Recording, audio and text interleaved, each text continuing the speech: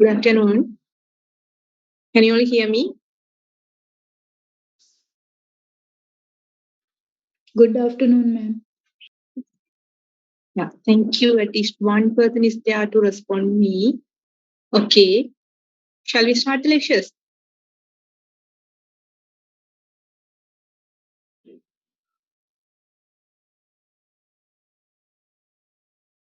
Okay, so before moving to today's session, can anyone please do a quick recap of previous lectures? Maybe the previous chapter. I have uploaded the chapter 1, the notes for chapter 1. Is it accessible for everyone?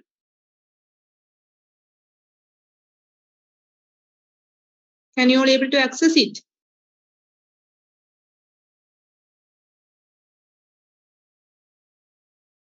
Yes. Okay. Okay. So I hope this would be the answer of everyone. Okay. Who is ready to do the review? A quick recap of previous session. It was about diversity in organization, especially the workforce diversity.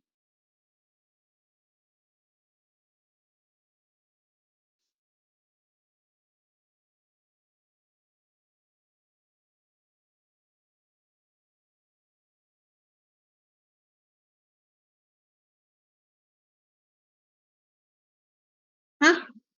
Don't you all remember what we have studied in previous class?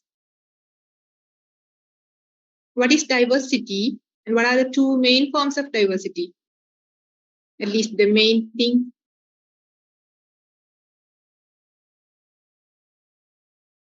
The two main forms of diversity or the levels of diversity. Surface level, yeah, thank you. MS 29. And the other one is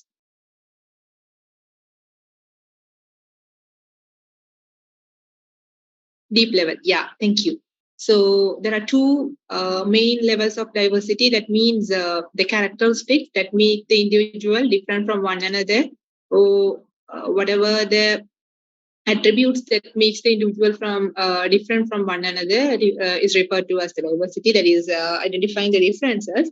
Where there are two main levels of diversity, the deep level and the surface level. So whatever the diversity or the differences in characteristics which are readily perceivable and visible to others, that is surface level, and the characters differences in the characteristic that are not visible and those are not easily perceivable. So if it is so, that is the deep level diversity.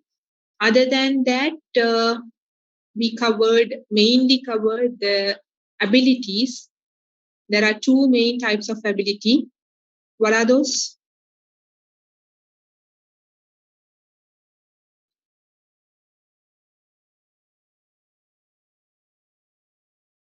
The ability means it's the capacity to perform specific task at work. So that capacity could be broadly categorized into two. The first is intellectual. Yeah, intellectual and physical ability. Yeah, thank you. MS 70 and MS 17. And there are some categories under these intellectual as well as the physical ability. And then finally, the main thing covered is we have differentiated both the what are the intellectual and the physical ability and how those are differing from one another. With the example, we have seen everything. And finally, the diversity management strategies or what the managers can do in order to get the maximum benefit out of the diversity, because the diversity, it can bring numerous benefits to the organization. At the same time, it will come up with some challenges where the managers has to deal with those challenges. So in order to deal with those challenges as well as to get the maximum out of the diversity, so managers can follow some strategies or they can develop some initiatives for the diversity management. Those are called as the diversity management strategies.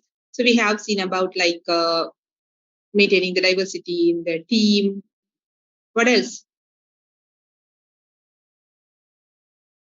Diversity management strategies.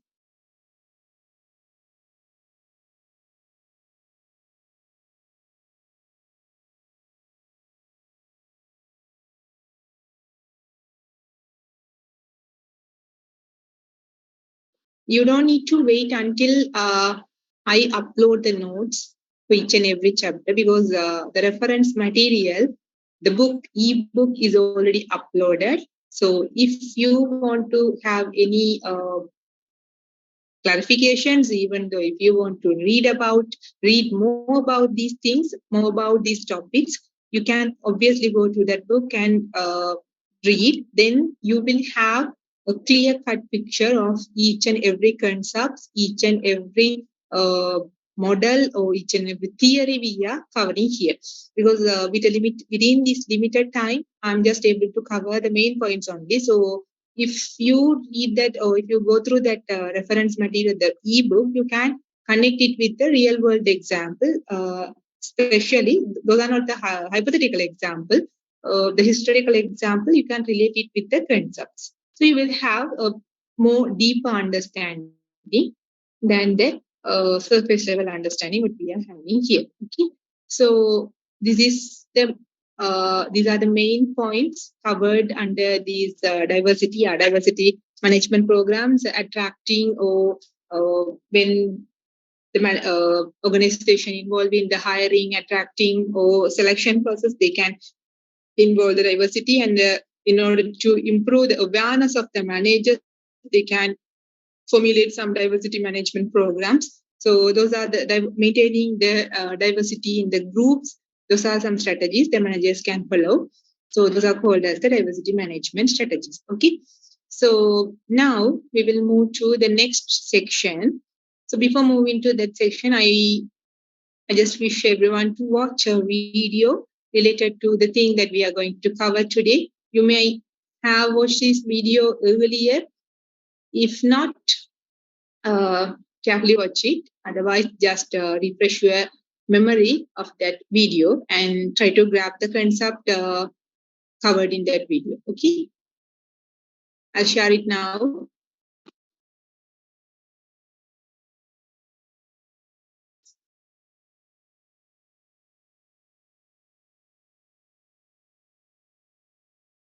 Are you able to hear the sound of the video? Is it shared?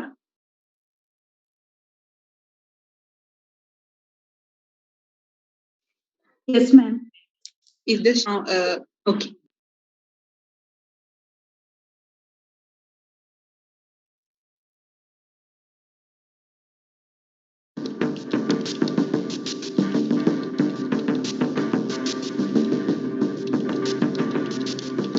Send him.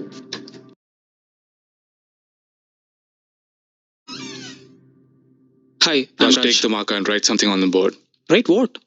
Write whatever you want. Should it be related to programming languages?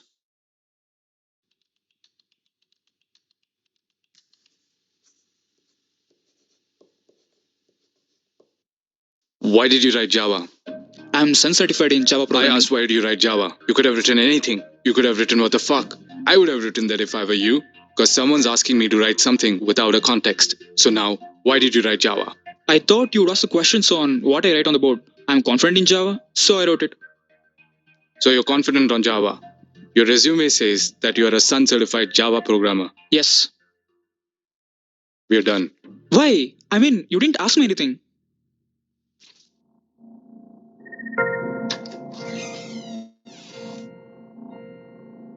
Hi Mahesh, how are you?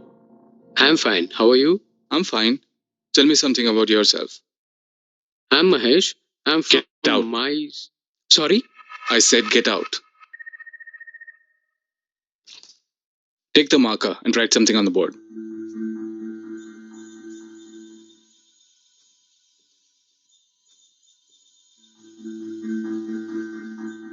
I didn't know the context.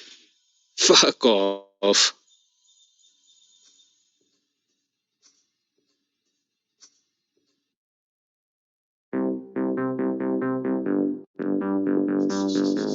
I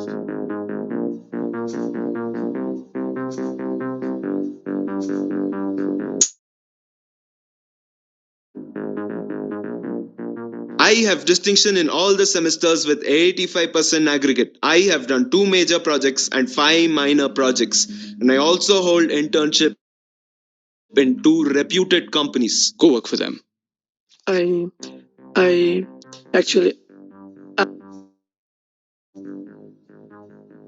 I work very hard.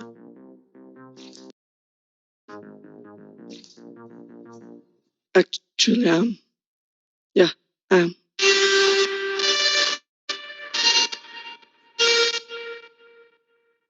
No, you didn't.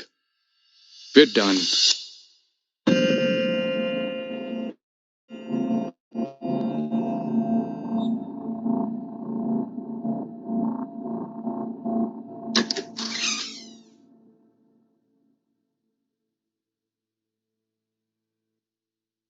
You're in the wrong place. Sorry, I thought you were an interviewer. Sorry.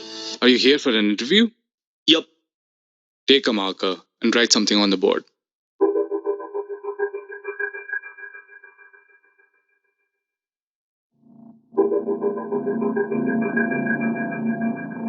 Down. Tell me something about yourself. Well, you have my resume in your hand. I expect you to have gone through it. I'll tell you something that's not there. I like pani puri, not masal puri. Well, you have less marks in academics. Why? I didn't like sitting in the classrooms and listening to boring lectures. And I hate remembering some data and writing exams. We have storage devices for that. You have done project alone. Why? I pitched my idea to the project panel. They said you're crazy and rejected it. I told them, rather argued with them, saying you don't have brains to understand my idea. They said if you think you're a genius, we'll approve it. Do it, let's see. After this, nobody wanted to join me for the project. So you did it alone and completed it? Yes, but it took me 2 years extra. That's why it took 6 years to do engineering. I'm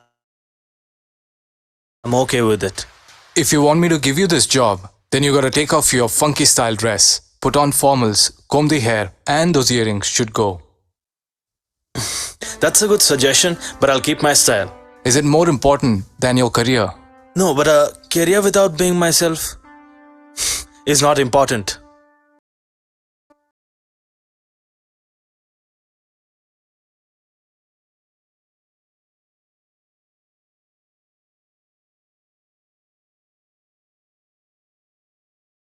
Yeah. Have you all watched the video?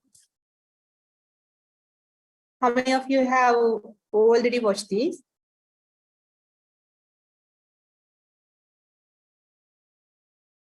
Or is it the first time you all are watching this?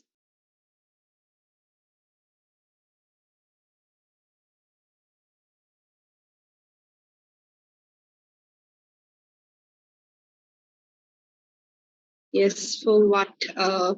Did you already watch this or is this the first time? MS-16?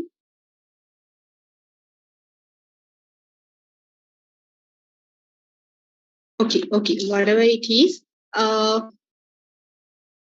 Okay, so if you are watching this for the first time, I hope that you enjoy the video and you find it interesting. Is that so? Is the video was interesting or the first time I watched this video? Yeah. How was the video? The video was about what?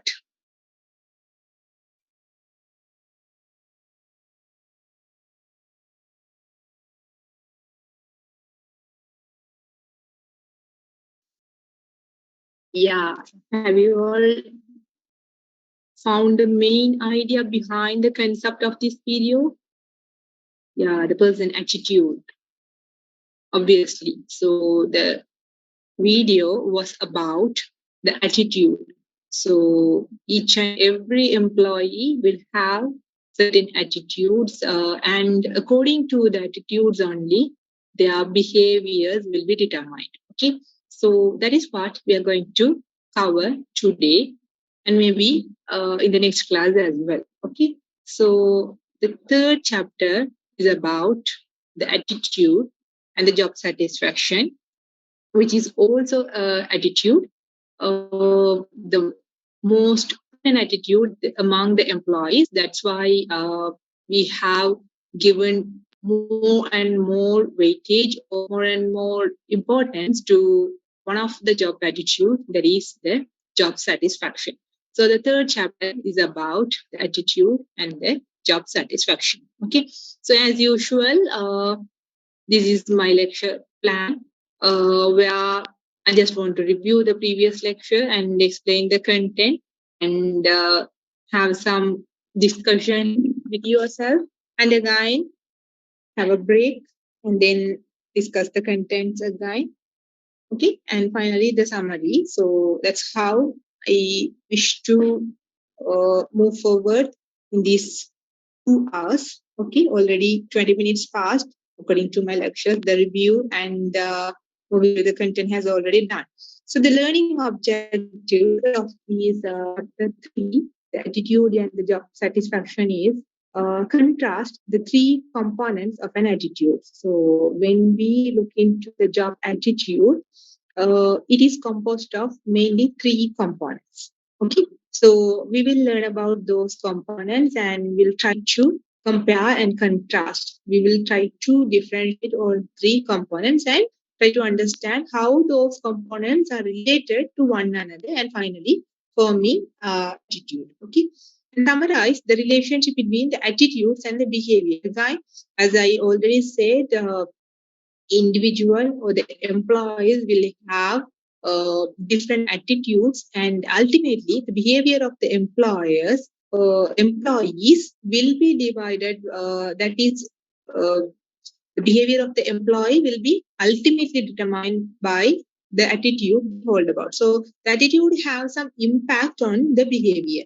So we will try to summarize how those components like the attitude and the behavior are related to one another. Whether the attitude impacts the behavior, or whether there is an inverse relationship, whether the behavior actually impacts the attitude. And then compare and contrast the major job attitudes. So there are certain job attitudes which have been identified as the major components.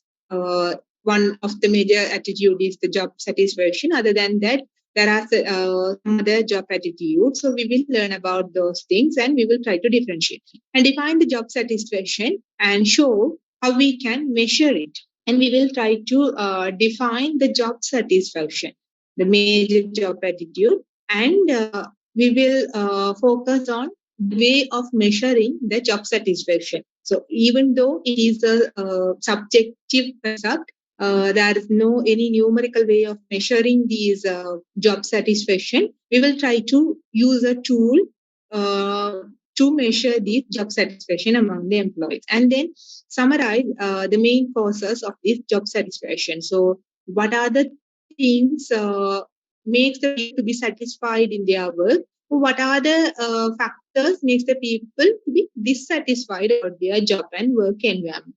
So we will summarize those causes and identify the responses to the dissatisfaction. If an employee is dissatisfied in their work about their organization, and then how those employees will be reacting to those dissatisfaction. What would be the responses for the dissatisfaction? All those things will be covered here, and you should be able to contrast these three components, summarize the relationship, compare and contrast the job attitude, and you should be able to define and the way of measuring the job satisfaction, and then summarize. And finally, you should be able to identify and describe the employee responses to the dissatisfaction. Okay.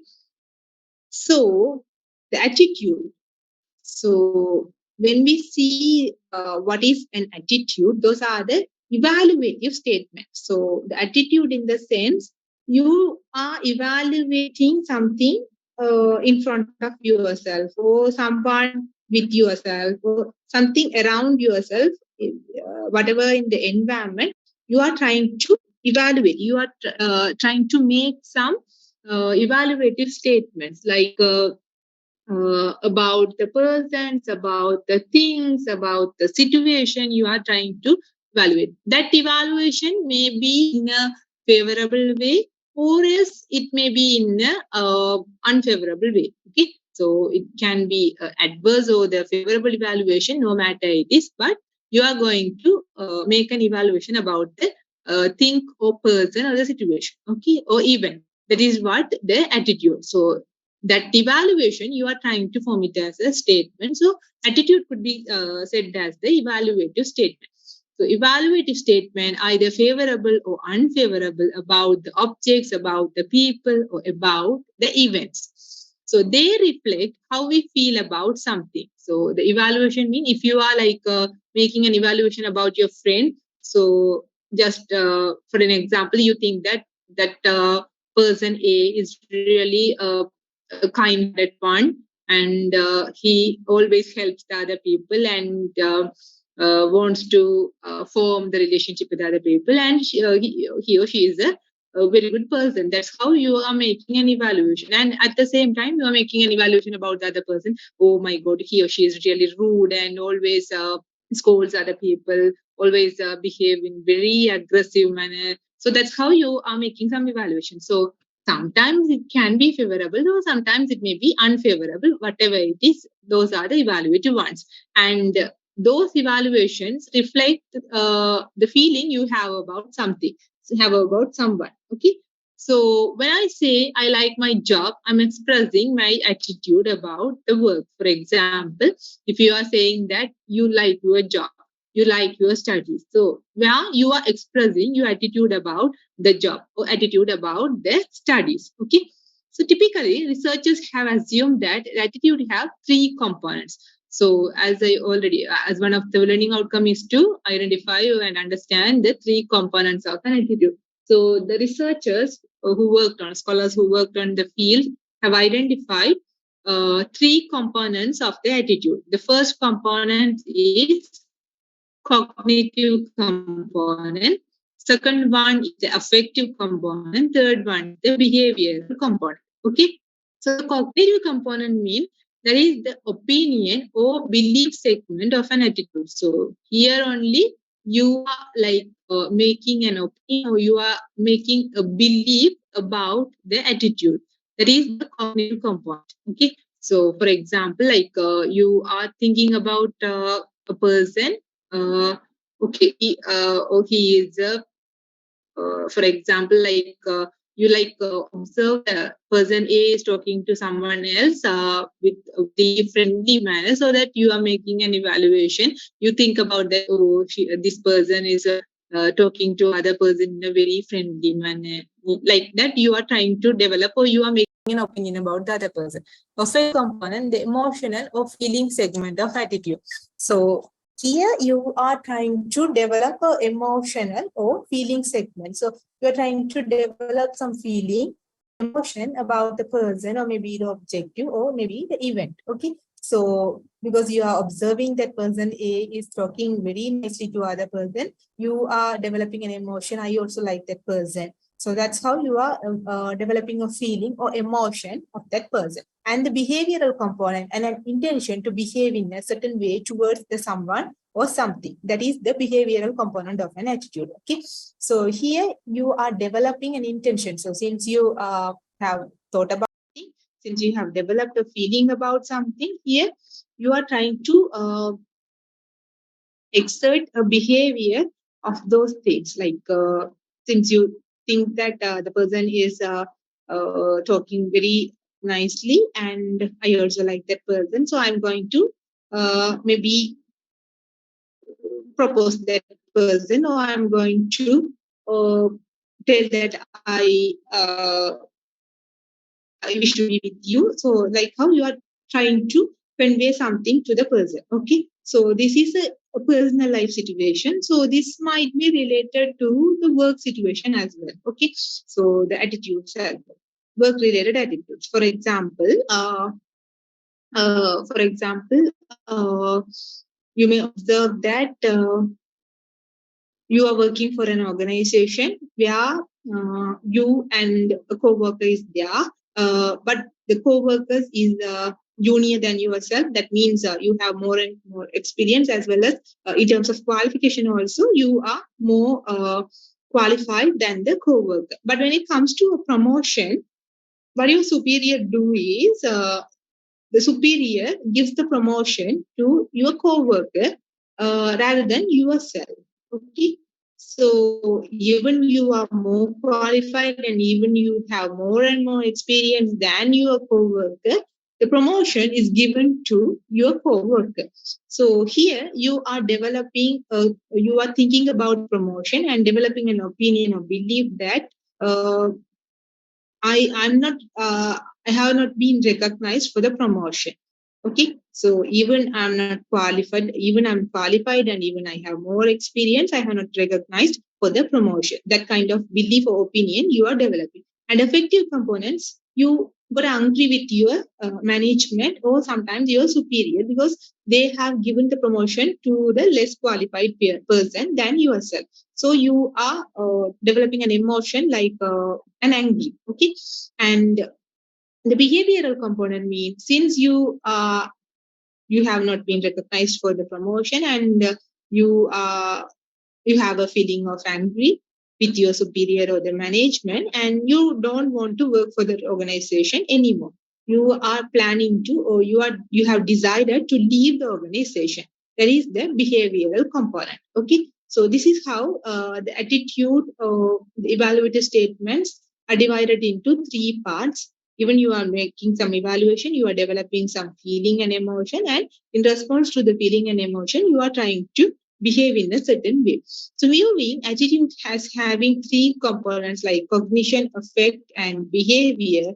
It's helpful in understanding the complexity and the potential relationship between the attitude and the behavior. So we have to recognize the three components of the attitude. Then we can identify or we can understand the relationship between the attitude and the behavior clearly. So keep in mind that these components are closely related and the cognition and the affect are in particular are almost they are inseparable in many ways. Okay.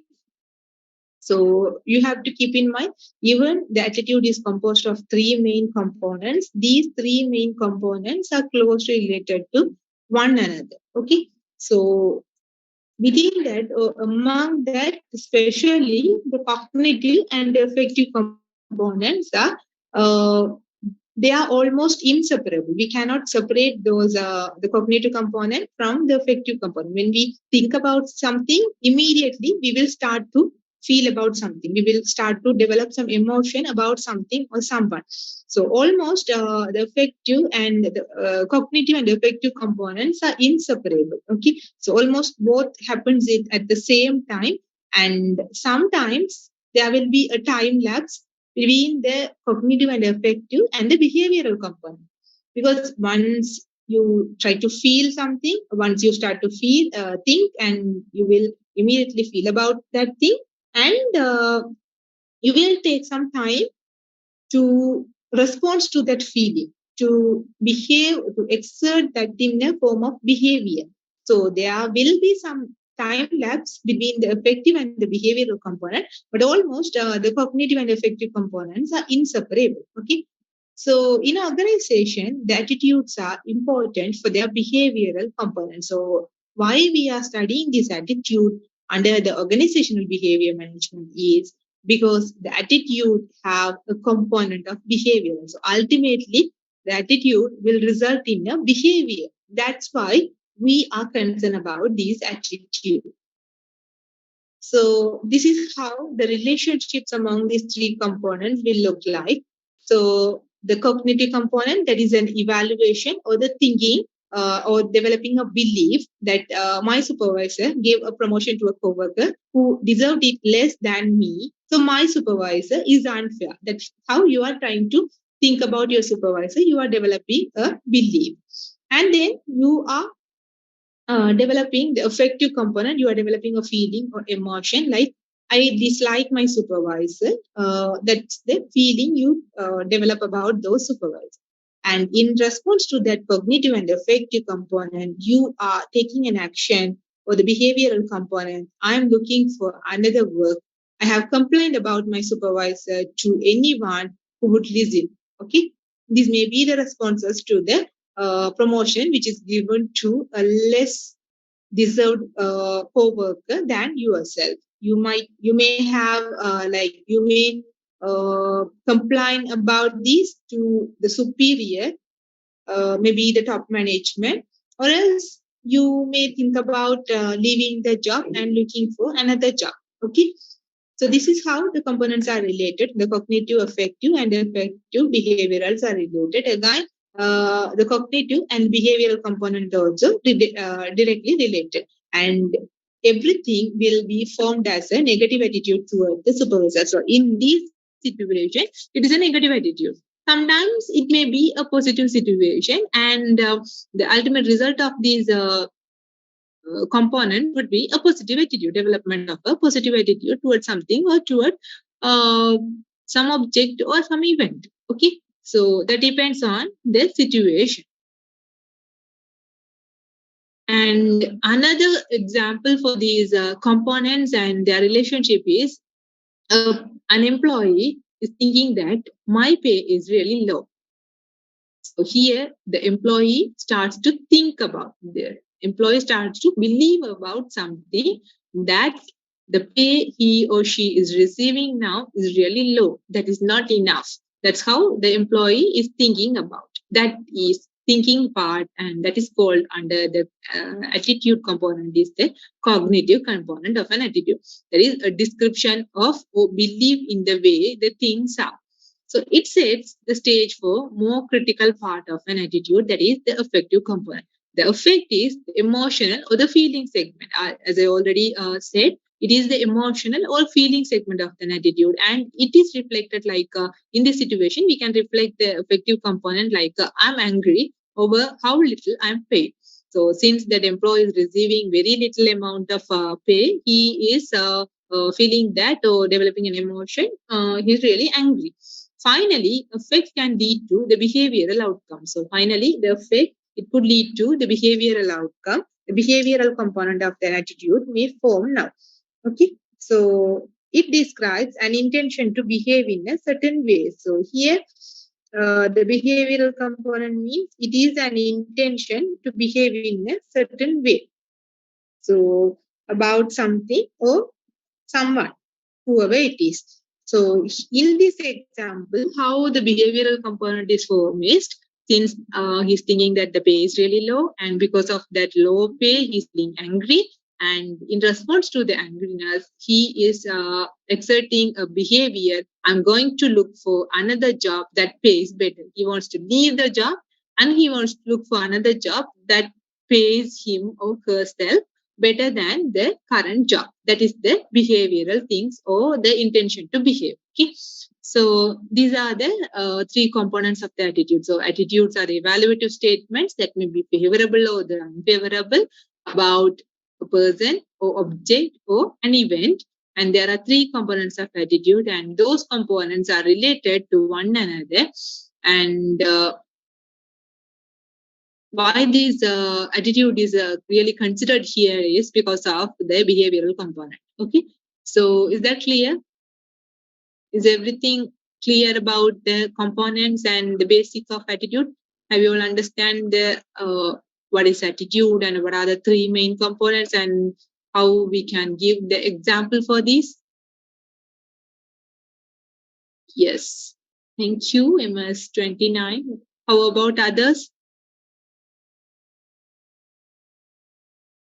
Yeah, thank you. MS 5 as well. Who understood, please raise your hands.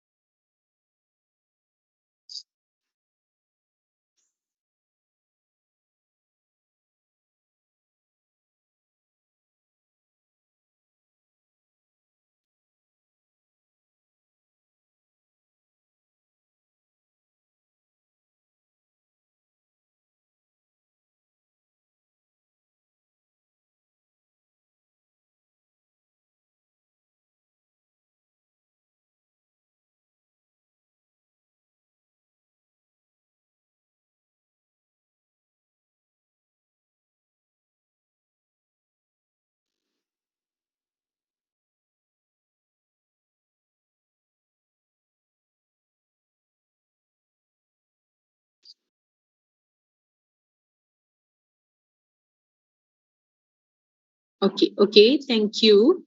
And please put down your hands, then I will not able to identify where you have raised for the present question or the previous one. Okay, so now we will move to the second part. Does the behavior always follow from the attitude? What do you think?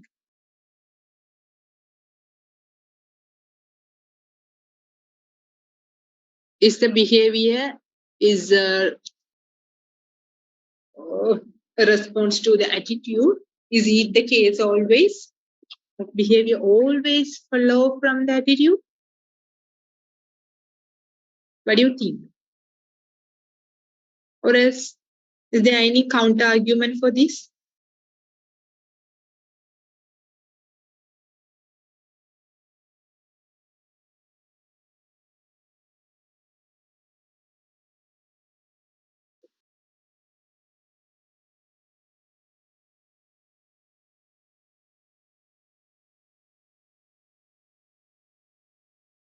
Okay, let's see. So early research on the attitude, they assume that, okay, so the scholars who have worked on this area or in this field of study, they assume that they were causally related to the behavior. That means the attitude the people hold determine what they do. Okay, they don't just agree with the idea that there is a relationship between the attitude and the behavior. They have agreed to an idea there's a causal relationship. That means always the attitude forces the people to behave in a certain way. Not only the relationship within this. So if we are just saying there is a relationship, the relationship could be in two ways. Like the attitude may influence the behavior, and again the behavior may influence the attitude. But if they are agreeing for a causal relationship, that is the attitude always impact the behavior. The people always behave in a certain way based on the attitude they hold. However, in late 1960s, a review of the research challenged this assumption that effect of the attitude on the behavior. So they are okay that they are agreeing that okay, there is a relationship between these two, but we cannot always agree to that causal relationship.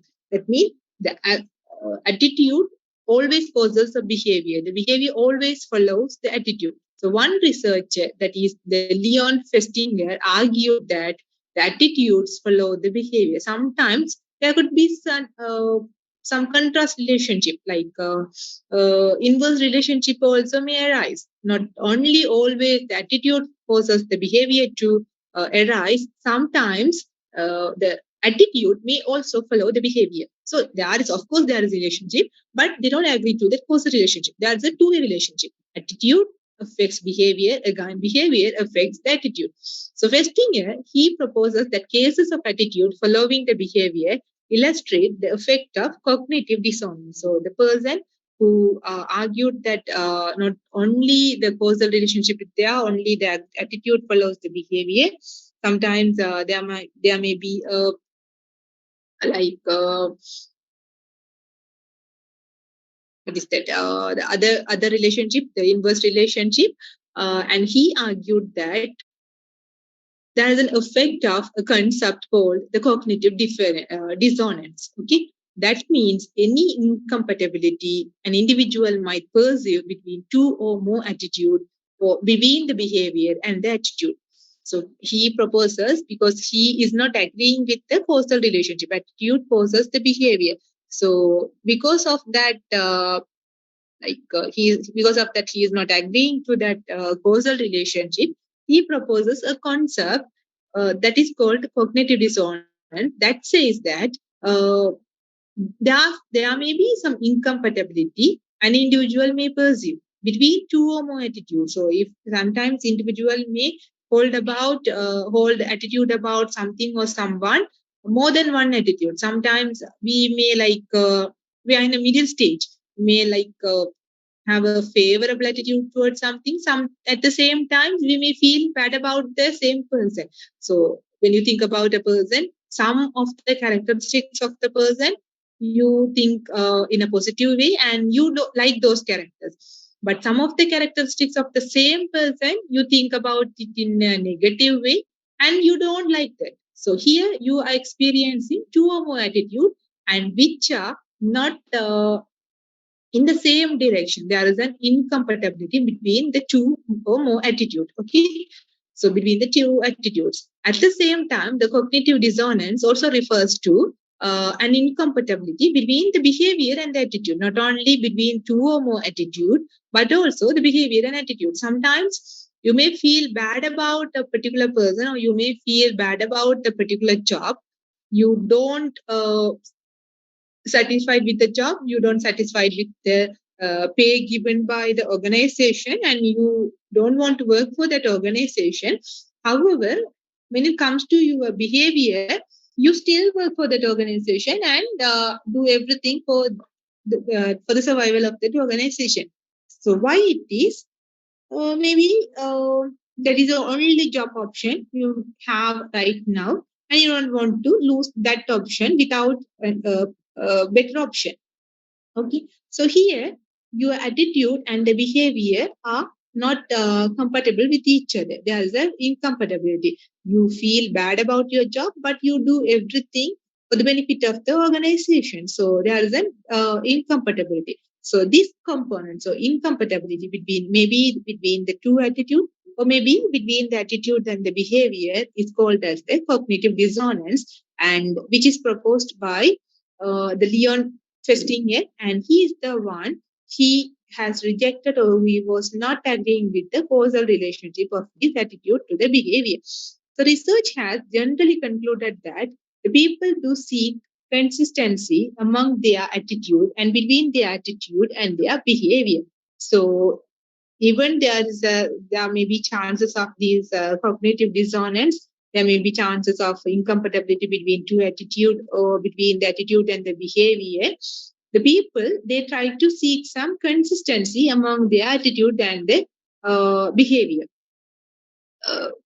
They will try to behave in the same manner what they feel, or else they are trying to change their attitude according to the way they are required to behave.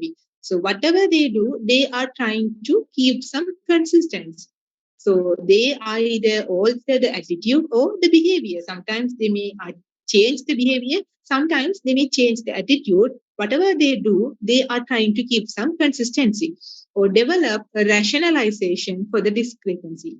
In situations where they were not able to develop a consistency between the attitude and the behavior, they are trying to develop a rationalization for the discrepancy. Even there is a discrepancy between the attitude and the behavior, they say that, okay, this is due to this fact. So we cannot actually change the working environment, we cannot change the behavior.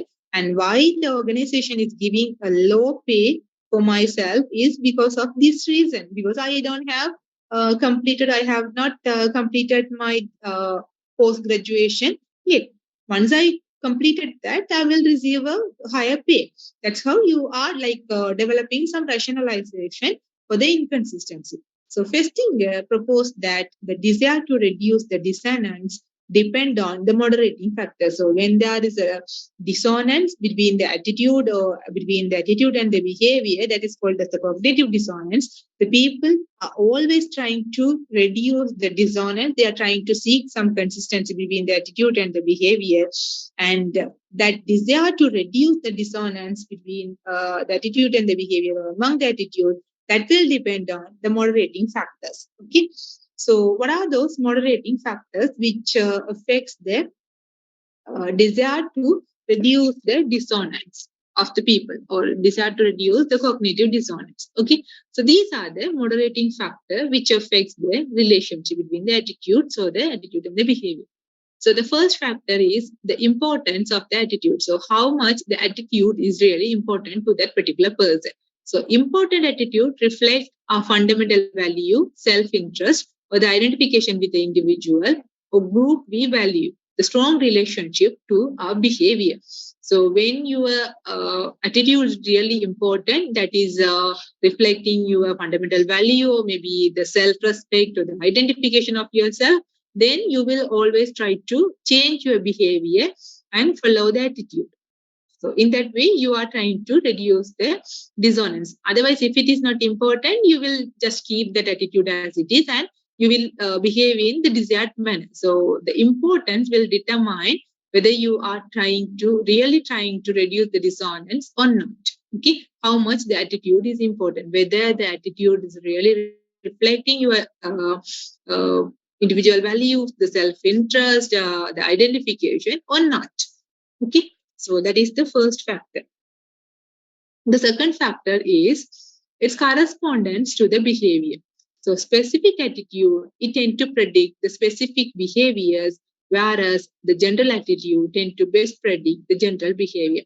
So some attitude are really specific to a particular person, particular event, particular organization only. Some attitudes are really in a general format. For example, thinking about the environmental degradation is a general attitude. Whatever happens to the environment, you will feel bad. But thinking bad about a particular person is more specific. You have that bad feeling only towards that particular person. In the same situation, you will have good feeling about the other person. So that attitude that is related to specifically related to that person. But these having a negative or bad feeling about this environmental degradation is a general attitude. Wherever you go, whatever happens to the environment, you will feel the same. So that is the correspondence, whether it is a special attitude or whether it is a general attitude. Okay. So the next one, it's accessibility. The attitudes that our memories can easily access are more likely to predict your behavior. So, and the accessibility means whether the way you think, the feeling you have about something is really accessible by your memory or not, whether it is kept in your memory in a strong manner or not. Sometimes we may feel feel bad about some person and immediately we will forget that. Okay? We will not keep it in mind and we will forget that what that person has done to you and the way you felt about that person. Once you meet that person after some time or after some months, you will entirely forget about those things and you will talk to that person really nicely. So the accessibility, if the mind can keep or if your memory can keep those things in a very strong manner and if it is really accessible, then it will most likely to result in behavior, expected behavior. Okay. And the next moderating factor which affects these attitude relationship is the social pressure. So the discrepancies between the attitude and the behavior tend to occur when social pressures to behave in certain ways hold exceptional power, as in most organizations. So discrepancy, it occurs between the attitude and the behavior, where when there is a social pressure to behave in a certain way. So even you feel bad about something, bad about discriminating the people, bad about talking racism or something. But since you belong to a society, since you belong to a group, since you are being a member of the particular organization, you have to accept those things and behave in a certain way, even you think bad about that. Okay. So in that situation, the dissonance will be, there will be a high dissonance. That attitude will not actually follow the behavior. Okay. The next one, whether a person has direct experience with the attitude, whether the person has direct experience with the attitude or not. Finally, the attitude behavior relationship is likely to be much stronger if an attitude refers to something which we have direct personal experience. So if the attitude is related to something where we have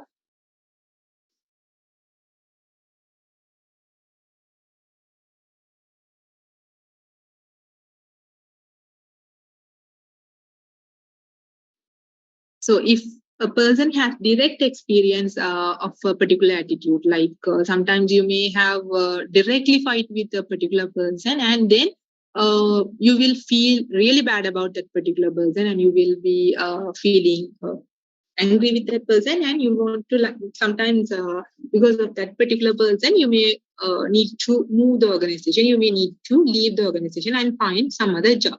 Sometimes you may not have a direct experience with that particular person. Someone else has told you that that particular person is really rude, and if you talk to that person, he will talk in very aggressive manner, and he will immediately scold you. That's how you may have heard about that particular person. In this situation, you don't have a direct relationship with person A. How you got to know about that person is someone else has told you about the characteristics of the person A.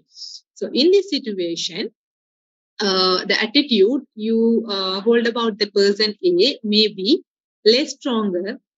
So it is if you have direct experience, the attitude would be more strong than the attitude you have about that particular person that is indirect. Okay, so these are the moderators that will decide whether you are really maintaining a consistency between the attitude and the behavior, or the desire to maintain, or the desire to reduce the dissonance is affected by these moderating factors. Is it okay?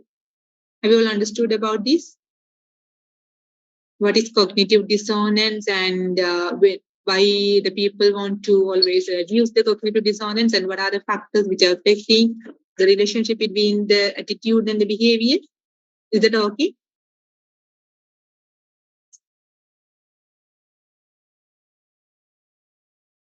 Is it clear or not?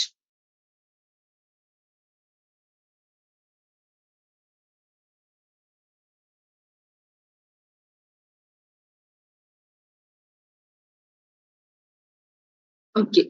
So if it is clear, you can have a 5 minutes break and join at 3:34. Can come back. Okay.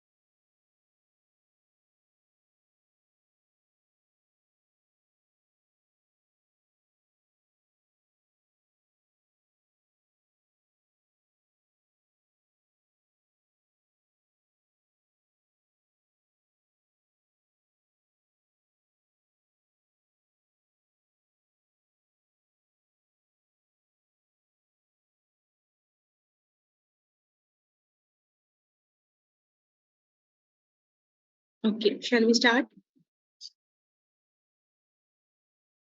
I will back.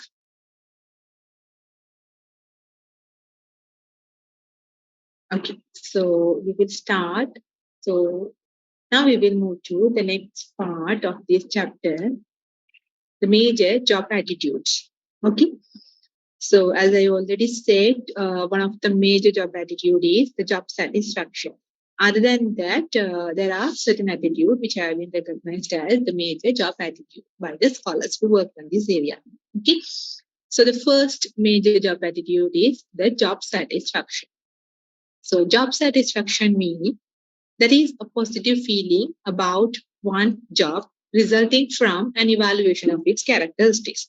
Usually, the attitude means making the evaluative statements that may be favorable or unfavorable about a person or about an object or about an event. Okay, so the job satisfaction is also a result of this evaluative statement. So, where what the person or what the individual or the employee is evaluating in order to create or a job satisfaction or the dissatisfaction is the characteristics of the jobs will be evaluated. So based on the evaluation of the characteristics of a particular job, the employee will feel like he will feel sometimes satisfied about those characteristics. Sometimes he may feel dissatisfied about those characteristics. Okay, so if it is the satisfaction, if the based on the evaluation, if it is result in a positive evaluation, then the employee will feel satisfied. Based on the evaluation of the characteristics, the ultimate thinking about that particular job is a negative one, then the employee will be feeling the dissatisfaction. So the job satisfaction, that is satisfaction, is a positive feeling about one's job resulting from an evaluation of the characteristics. So an employee is evaluating the characteristics of the job, and that evaluation is in a positive way, and ultimately he is feeling positive about that particular job. So that is the job satisfaction. So a person with high level of job satisfaction holds positive feeling about his or her job, while a person with low level holds the negative feeling. So if an employee is really satisfied about his or her job, then he or she will hold positive feeling about his or her job. So if an employee is feeling like evaluation result in a negative way, then he will feel or he will have negative feeling about the particular job. Okay, so that is the job satisfaction. When it comes to the job satisfaction, that is the positive feeling that is resulting from the evaluation of the characteristics. Okay, so the second major job attitude is the job involvement. Okay, so job involvement means the degree to which a person identifies with the job, actively participate in it, and considers the performance important to the self growth. Okay, so this means how much you or how much an employee really identified with the job.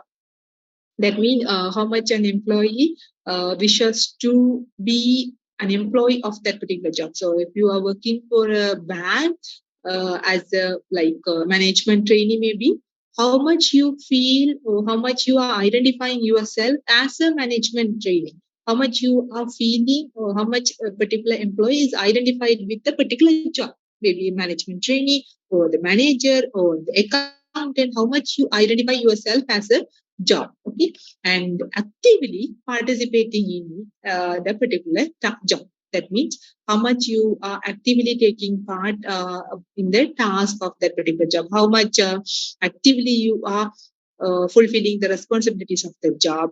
So that is the active participation.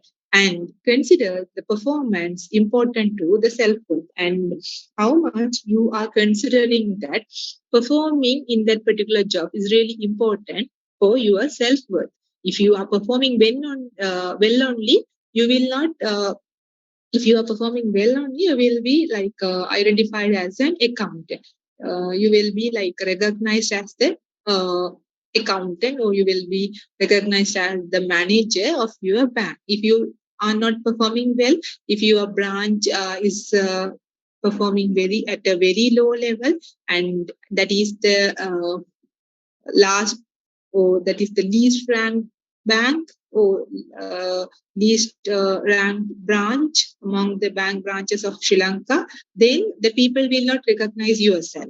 The self-worth of yourself will not be recognized. So you consider that you should perform well, then only the people will recognize myself and my worth. That is the job involvement. So if you want to identify with yourself, with your job, and if you are actively taking part in your job, and you consider that you have to perform well, if you want to realize your self-worth, then you will have high job involvement. So employees with high level of job involvement strongly identify with and really care about the kind of work they do. So if they have a high level of job involvement, then obviously they will strongly identify themselves with that particular job, and they really want to work well for that particular job, and they really care about that particular work they do. Okay, so that is the job involvement. So another close related concept is psychological empowerment. So another closely related concept of these job involvement is the psychological empowerment. So if you are really identifying yourself with that particular job, and if you are actively taking part in the task of that particular job, then the psychological empowerment will automatically happen.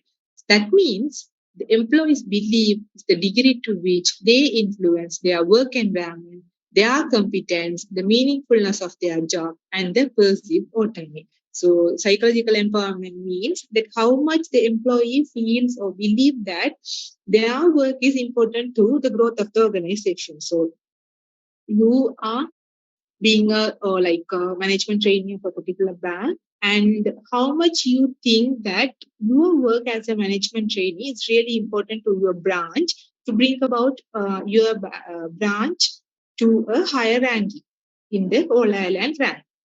So how much you think your work is really important to bring the bank to a upward ranking, and how much you think that your working environment would be influenced by your working style, or your personality, your competence, your knowledge level, whether the working environment is influenced by yourself, and how meaningful the job is to yourself, and whether you are experiencing some independence at your work, whether you have some kind of autonomy to do your own work, or else your supervisor or your superior gives you the command for each and every task you do, or whether you are making your own decision. The way of completing task is you are entirely your own discretion. You are taking your own responsibility, and you are taking your own decision about how you want to accomplish the task. What is expected is the goal achievement. If you can achieve the goal, that is okay. The way of doing task is up to you. So if you are experiencing that kind of autonomy, and if you believe that you can influence your working environment, and if you believe that your participation is really important to the organization, then you feel the psychological empowerment. That is also closely related to the job involvement. Okay. So high level of both job involvement and the psychological empowerment are positively related to the organizational citizenship and the job performance. So if you have high job involvement, if you identified yourself with your job, and if you want to perform well in order to improve your self-worth, and if you want to actively participate in the job, and if you are in believing that you can influence the work environment, and you feel some autonomy, then it will automatically related to the organizational citizenship behavior and the job performance, that your performance will automatically the performance will be really high. Automatically, it will be leading to a higher performance. Okay? And high job involvement is also related to the reduced absence. Of course, if you are actively taking part in your job, if you are actively engaging in your job, obviously you don't want to take leaves, and you would not be absent to the job. So the absenteeism will be really low if your involvement is really high, and the resignation rates also would be really low. People don't want to leave the organization because they love the job. They really want to work for that organization. They want to improve their performance for the self-worth, and they have some autonomy of doing this. So they don't want to leave the organization. So the resignation rates would be really low. Okay, so that is the second major job attitude. And the third major job attitude is the organizational commitment. This means how much you are identifying yourself with your organization, not with your job, with your organization. So if you are working if you are working as a management trainee, how much you feel yourself as a management trainee is the job involvement. But if you are working for the bank,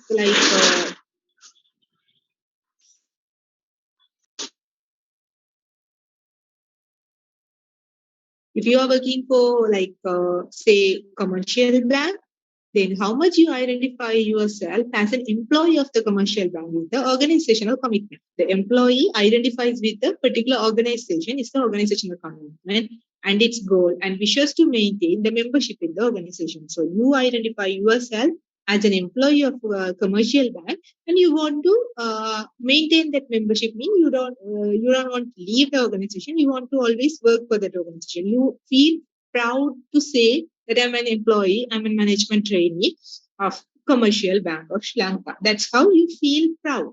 So you are identifying yourself with your organization and you want to maintain the relationship or the membership with the organization. That is the organizational commitment. A positive relationship appears to exist between the organizational commitment and the job productivity, but it is a modest one. So the people or scholars have identified that there is a positive relationship between these organizational commitment and the productivity, that people try to work efficiently and effectively. That is the productivity. So this organizational commitment is related to the productivity.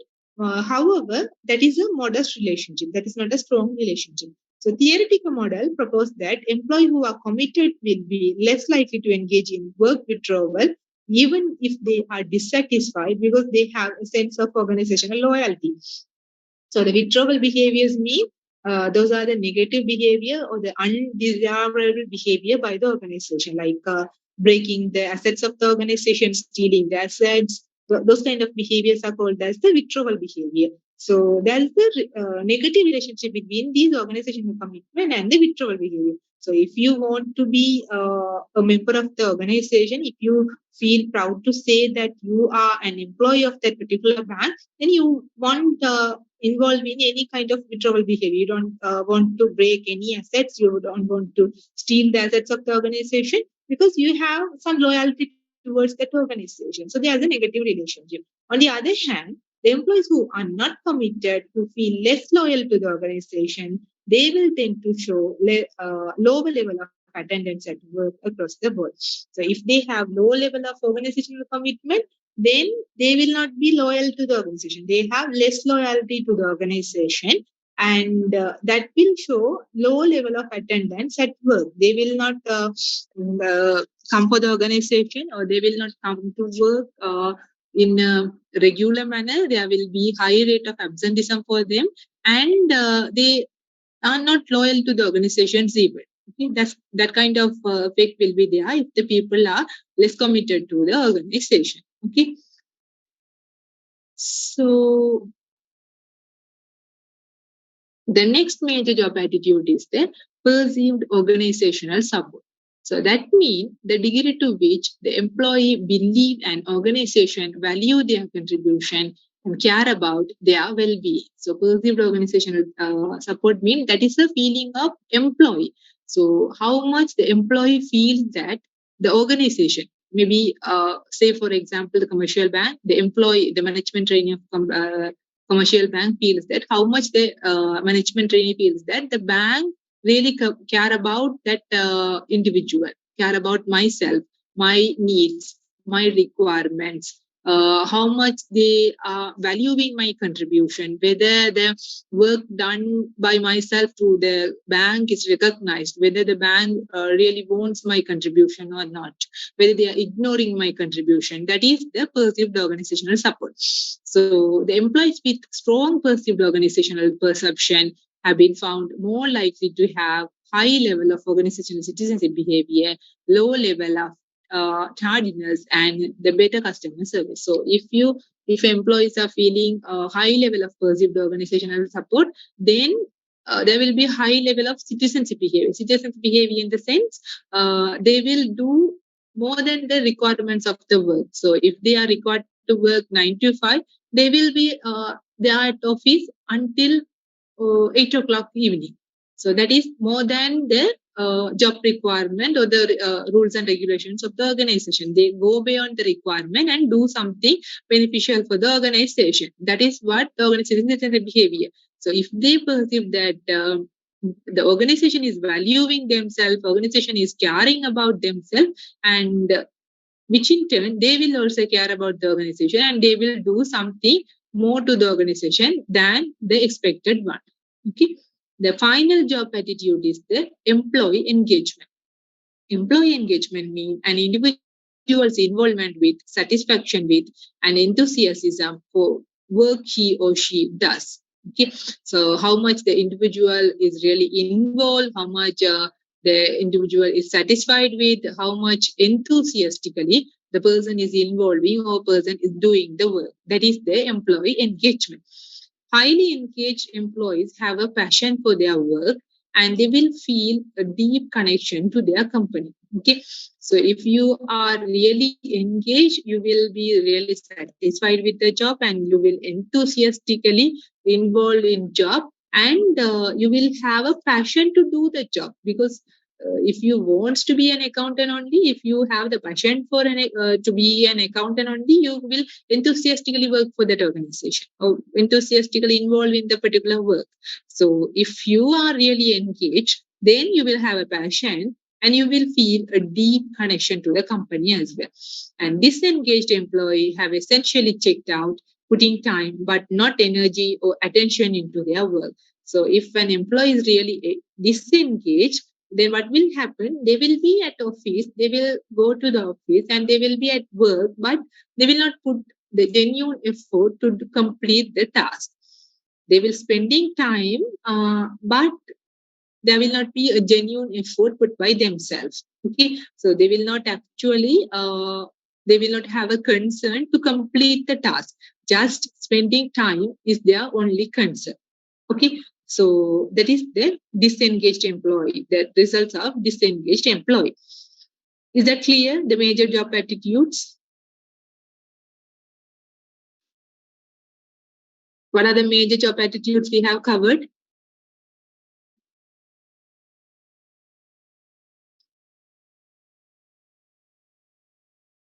Is that clear?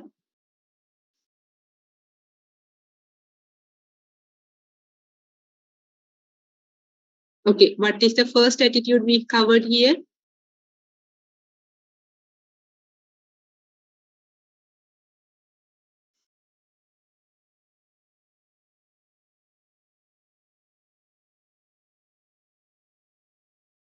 Okay, job satisfaction. The second one?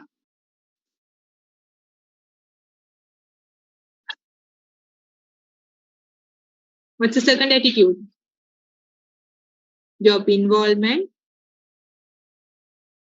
Okay, the degree to which an employee feels committed to the organization is called what?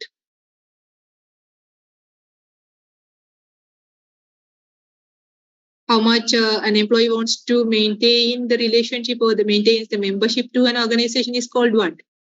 Yeah, organizational commitment. Okay, and the degree to which an employee feels like organization cares about their well-being and cares about the contribution made by themselves, that is called what? POS means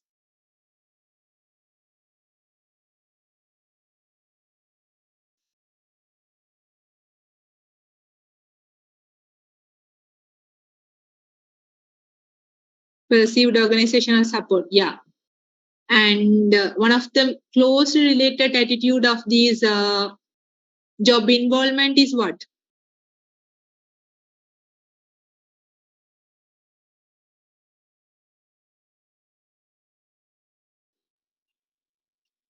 employee engagement is something that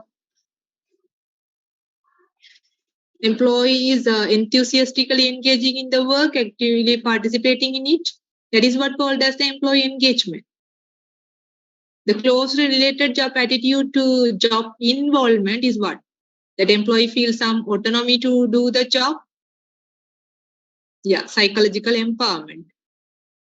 And if the employees are really committed to the organization, employees with high level of organizational commitment, then how about the withdrawal behaviors of themselves? Will they engage in the withdrawal behavior or not? Yes, of course. If they are committed to the organization, they will be engaging in less withdrawal behaviors. Okay. Do you understand what is withdrawal behavior? Give me an example for the withdrawal behavior. I said that earlier.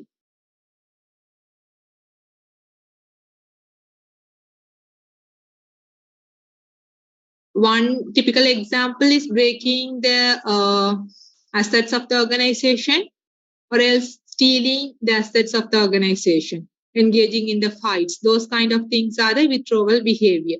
So if employees are really committed, and they will be engaging in less withdrawal behavior and actively participating in the job. Okay. I hope it is clear. So before moving into the major job attitude, the measurement of one of the major job attitude, that is the job satisfaction, I will share the attendance link now and give you 10 minutes. Within the 10 minutes, you can respond. Okay, so that will be accepting response for 10 minutes. And for the immediate filling, I will give you 2 minutes of time. Okay.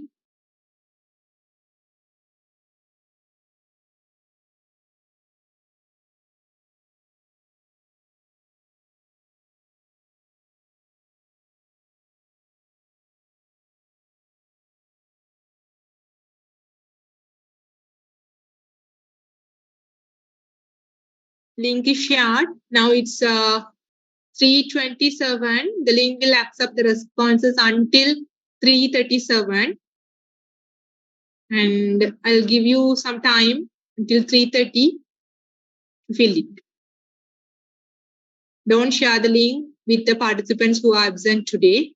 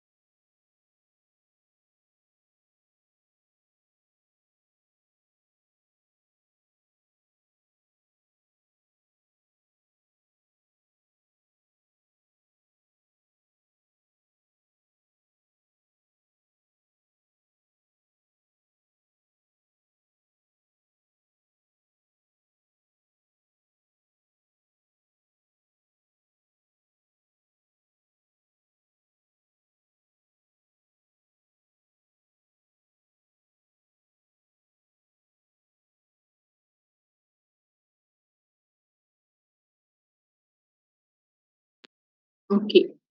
So, what's your issues? MS 114, what's your issue? Why can't you open your link?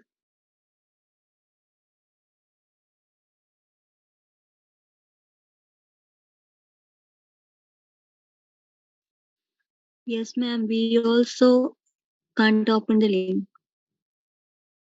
Why? Let me check.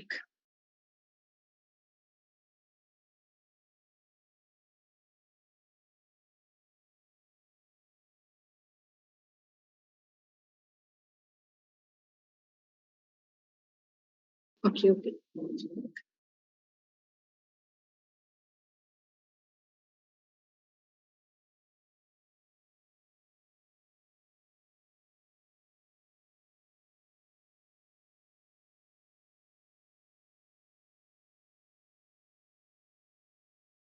Is it okay now? Can you all able to?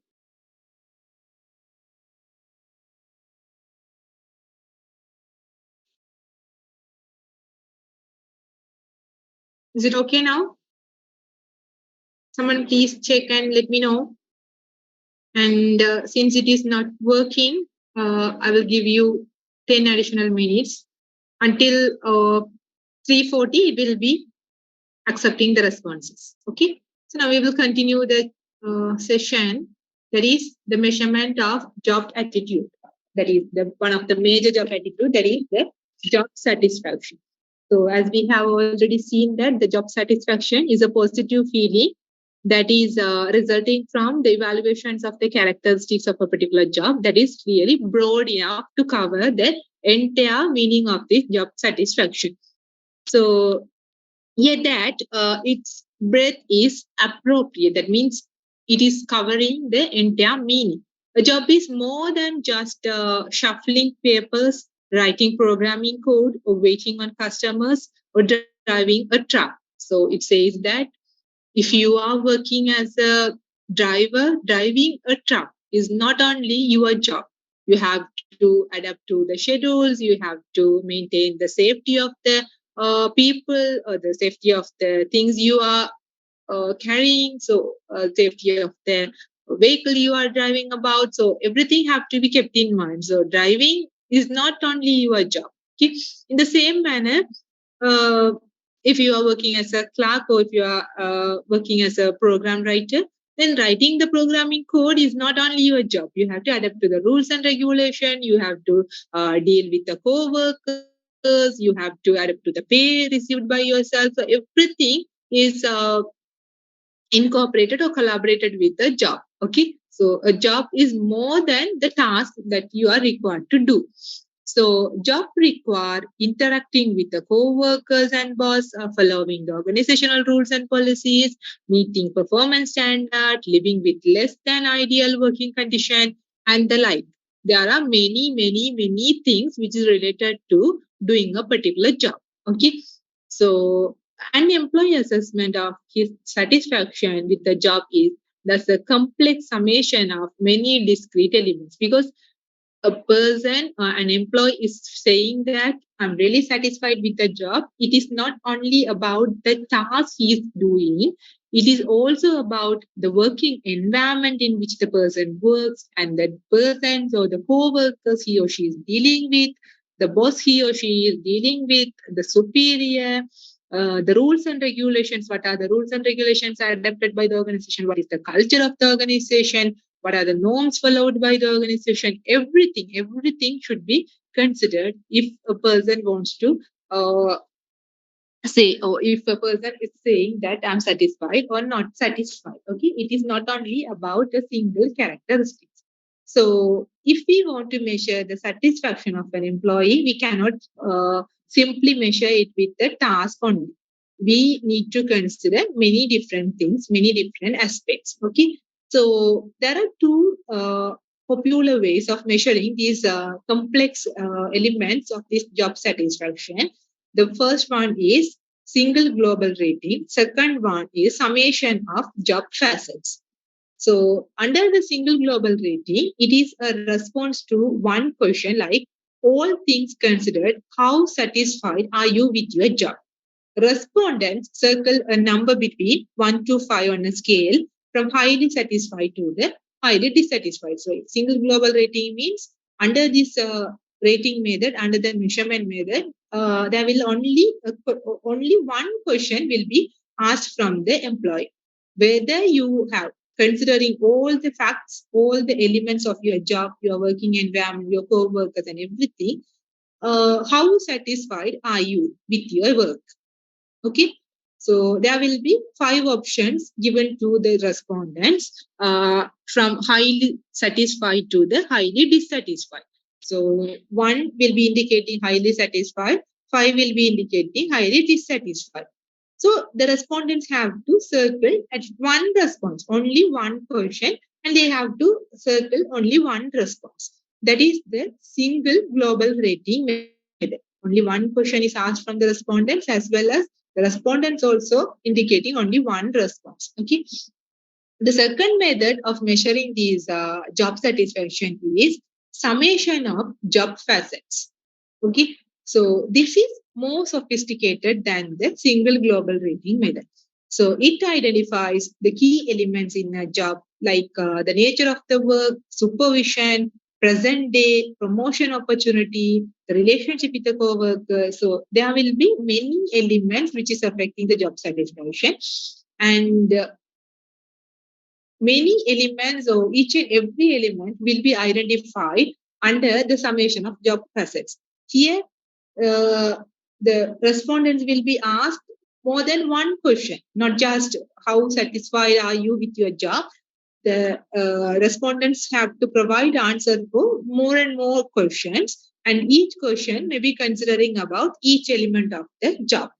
Okay, so one question may be relating to the nature of the work they do, one may be relating to the supervision, one may be relating to the pay of that work, and one may be relating to how much of the promotion opportunities the employees are given with, and the other may be relating to the relationship they maintain with their co-workers. So each and every question may be relating to each and every asset.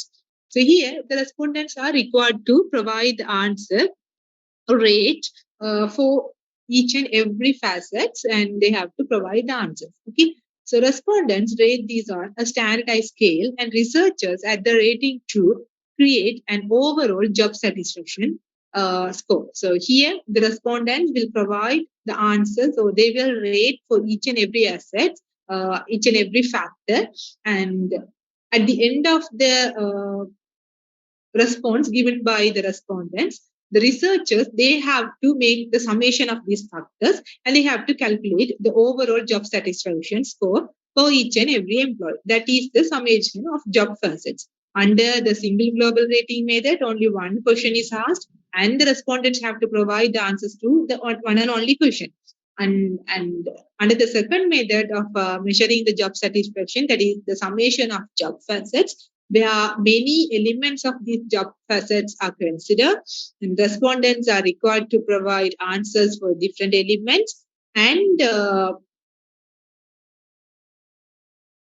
they have to, the researchers at the end have to calculate the overall job satisfaction rating for each and every employee. Okay, so that is how the job satisfaction is measured. There are two main ways of measuring the job satisfaction. Okay, is it clear? The ways of measuring. 1 minute more. You can give your responses for the attendance. I have received 158 responses, where only 155 participants, including me.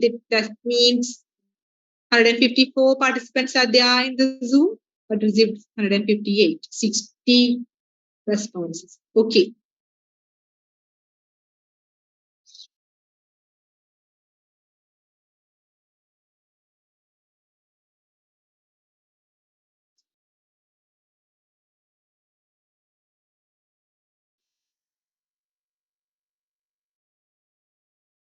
Is it clear? The measurement of job satisfaction, how it is done? Yeah, it's 3:40. Let me stop receiving the responses for this question.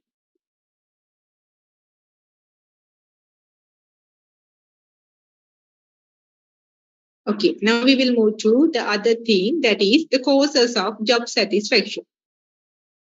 What are the things which are making the people to be satisfied with their work, or making the people to be dissatisfied in their work?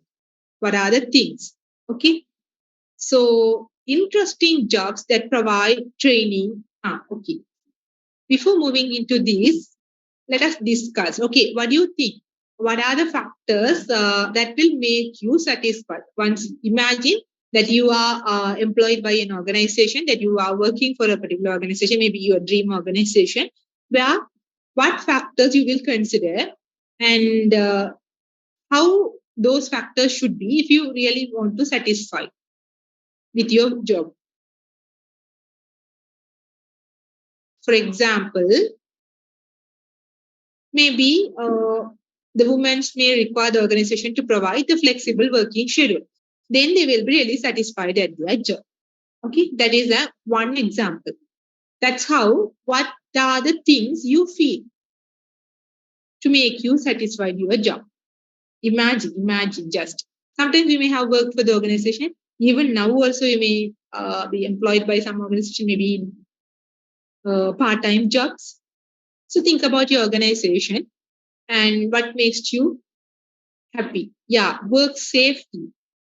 That is one of the factor that makes the people satisfied at their job. So if the organization is providing the safety for themselves, and some jobs are really like unsafe, like they have to work at the highest position, so that position in the sense the top floors or something, so where the safety have to be ensured by the organization. Otherwise the people will leave the organization because they are dissatisfied with the safety measure taken by the organization. Yeah, suitable payment, the payment package again, that is one of the most prominent factor that makes the people satisfied or dissatisfied. Yeah, allowances, income, so everything will be falling under the remuneration package or the payment.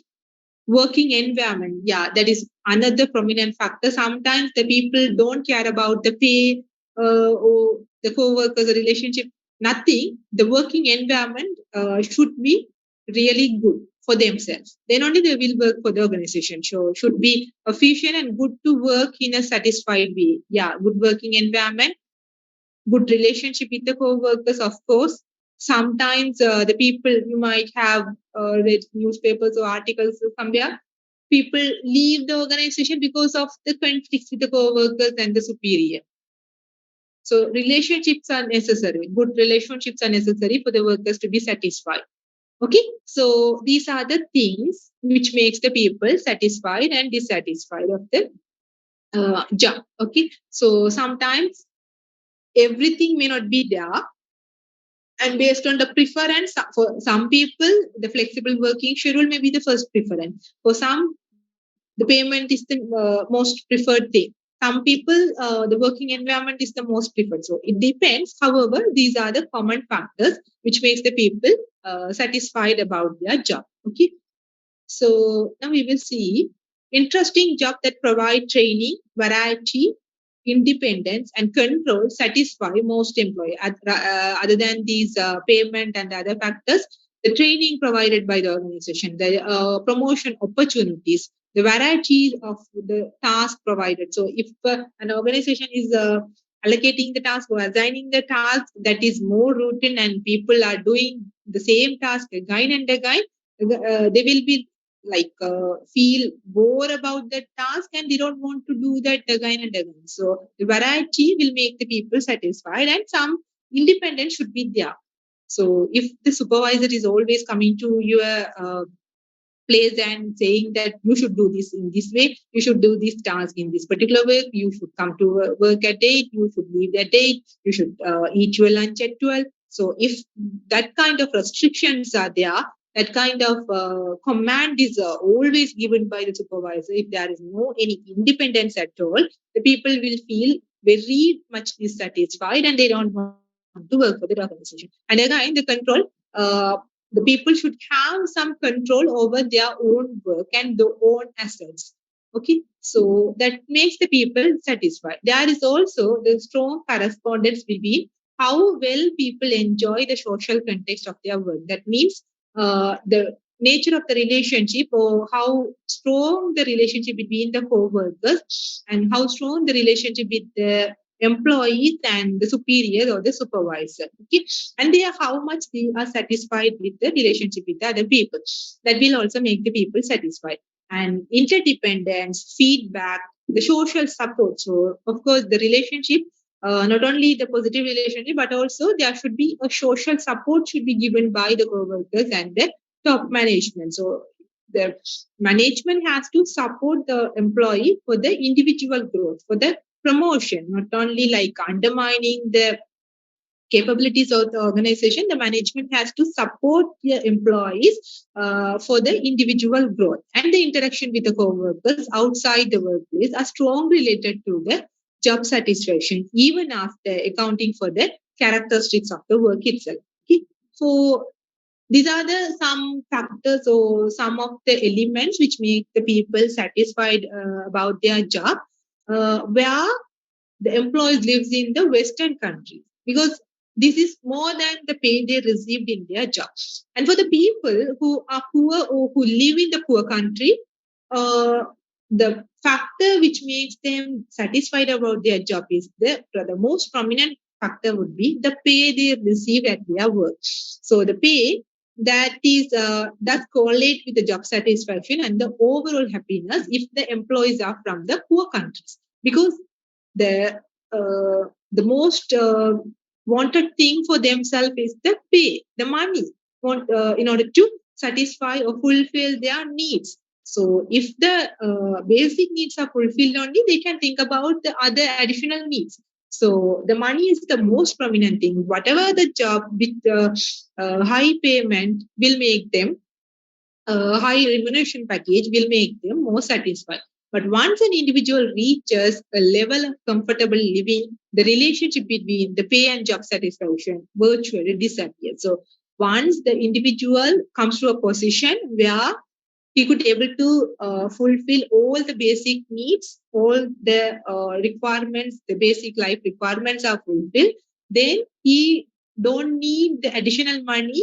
He doesn't need the money to be happy, because he needs something more than the money. He requires something more than the money. So in that situations, the relationship between the job satisfaction and the pay will be virtually disappear. So the job satisfaction is not just about the job conditions. Okay.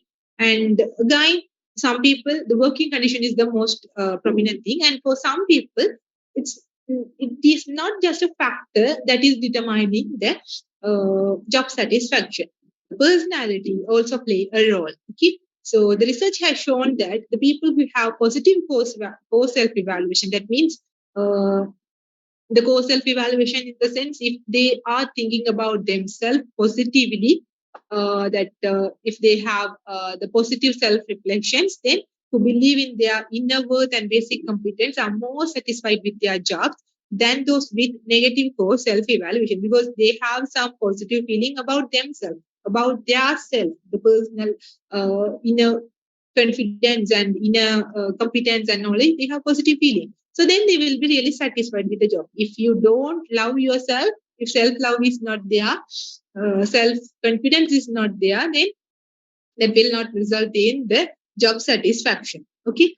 So these are the things that causes the people to be satisfied or dissatisfied. They feel dissatisfied about their job. So some people, some factors are prominent. Like for poor people, the pay is the more prominent factor. For some other people, some other factors may be the prominent. So these are the common factors. So the people may experience the satisfaction depends on the varying degrees of these factors. Okay. So every factor will not be considered for satisfaction for by every employee. Sometimes some factors may be related, sometimes some may not be related. But these are some common factors. Okay. So is that clear? The job satisfaction and the measurement of job satisfaction and the causes of job satisfaction.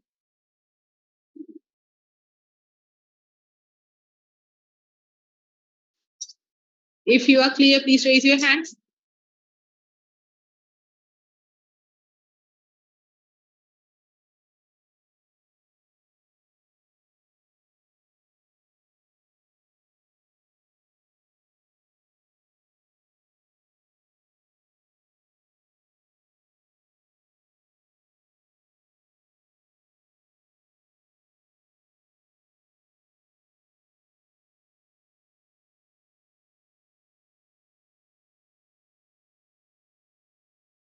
Form 21, are you here?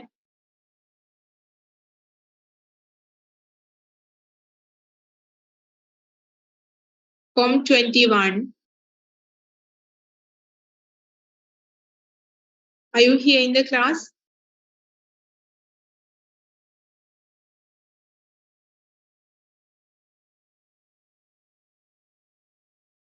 Form 21.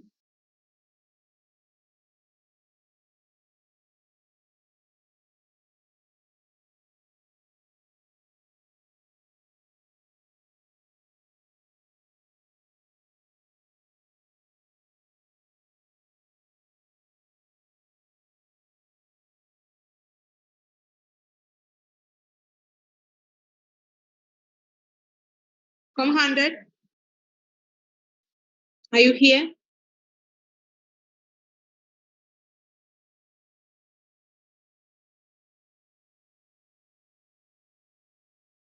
If you are not responding, I will remove yourself from the meeting and you will not able to rejoin thereafter.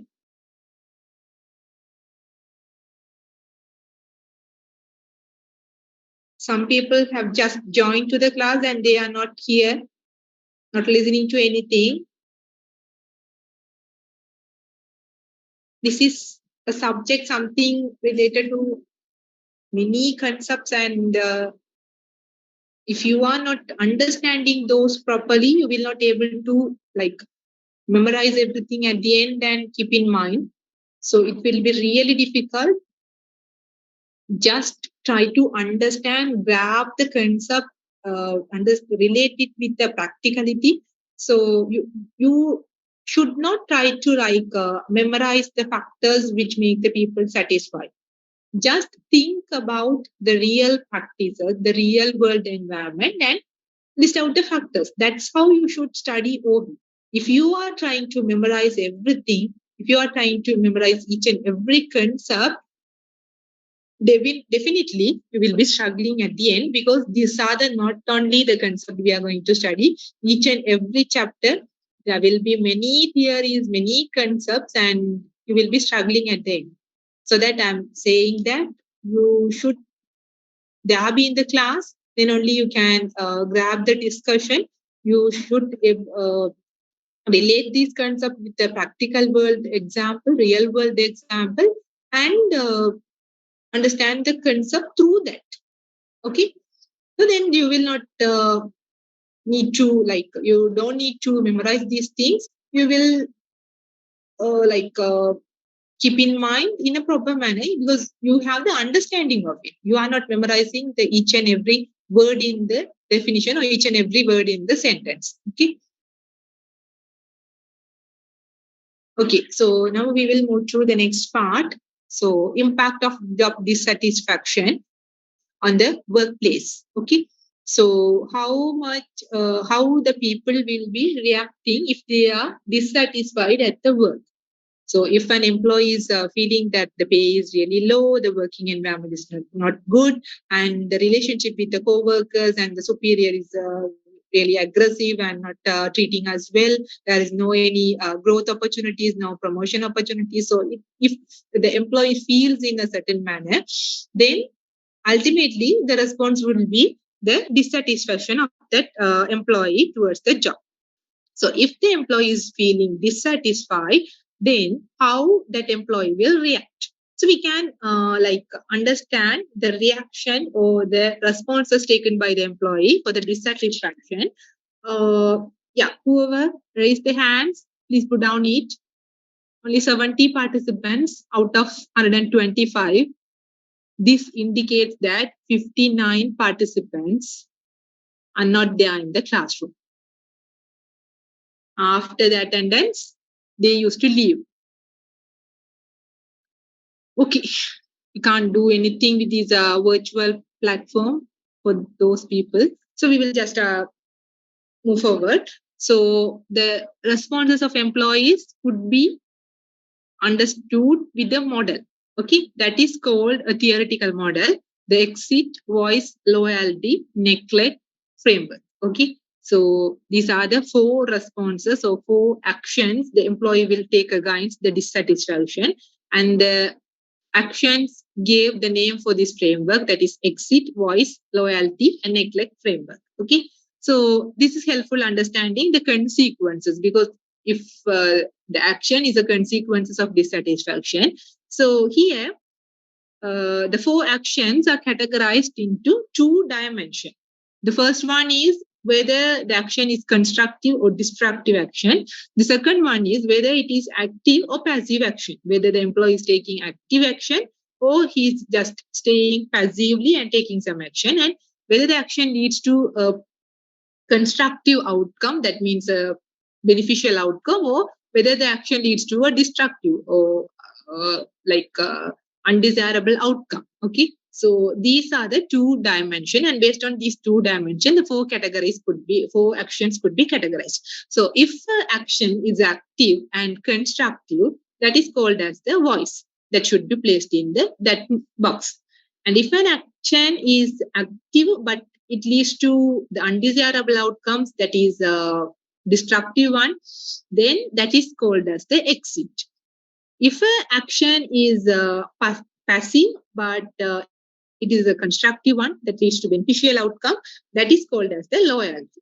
And if an action is passive as well as leads to destructive outcome, that's called as the neglect. These are the 4 responses the employee may take against the job dissatisfaction or the consequences of job dissatisfaction. Okay, so we will learn what these actions meant about. So exit mean it is active action but leads to the undesirable outcome, a destructive one. Okay, that is the exit. So exit mean the response that direct the behavior towards leaving the organization, including looking for a new position as well as resigning. So that means exit mean leaving. So where the employee is leaving from the organization, leaving from the organization is called as the exit. So this may include once the employee leave the organization, he needs to find another job. So looking for new position, sometimes resigning the job. So both may included in the exit. Okay, that is, it is a response taken by the employee towards leaving the organization. Simply keep in mind it's leaving the organization. Second one is the voice. Voice is active as well as it is a constructive response. Okay, that means voice response include actively and constructively attempting to improve the condition, where it is falling under the here you can see the one continuum is active, so other continuum is the constructive. So he is actively as well as constructively developing or making some mechanism to improve the conditions. Why he is taking some action? In order to improve the condition. So that may include complaining to the so these voice actions may include suggesting improvements to the top management, or discussing that you have a problem, you have the low pay, you are not recognized for the promotion. So whatever the problems you have, you can discuss or you can bring to the attention of the superior, and you may undertake some form of union activity, not the destructive activities. So some constructive union activities you may involve in. That is the voice. The next one is loyalty. That means it is a passive response, but it leads to a constructive outcome. So loyalty response means passively but optimistically waiting for the conditions to improve. You are not taking any action to improve the conditions, to improve your pay, to raise your pay, but you are waiting. Because you are waiting, you have a hope in your management. So after some times, they will recognize my performance and they will give me the pay raise. That's how you believe in your organization. You are waiting passively waiting with the hope. That is the loyalty. So this may include like speaking up for the organization in the face of external criticism, trusting the organization and its management to do the right thing. So those are the loyalty. And the neglect is passive as well as the destructive outcome. So the neglect response passively allow the condition to worse and include like chronic. Here, what you are doing, you are not taking any action to improve the conditions. If you are given less pay by your organization, you are not going to take any action. You are not going to wait for the organization to improve your pay by themselves. But what you are doing is you are taking some negatively behaving in against the organization. Like you don't go to the organization regularly. You take more and more leaves, going late to the organization, reducing your effort because you think that they are not recognizing my performance, they are not giving me the adequate pay for the performance, so I will reduce my effort so that they will have the worse outcomes. That's how you think and reduce your effort and increasing the error rate, not doing anything properly. That's how you try to react to that dissatisfaction. You are not trying to improve the condition and you are not letting the organization to automatically improve the condition, but you lead to the worsen outcomes. Okay, so these are the four responses the employees may take against the dissatisfaction. Is that clear?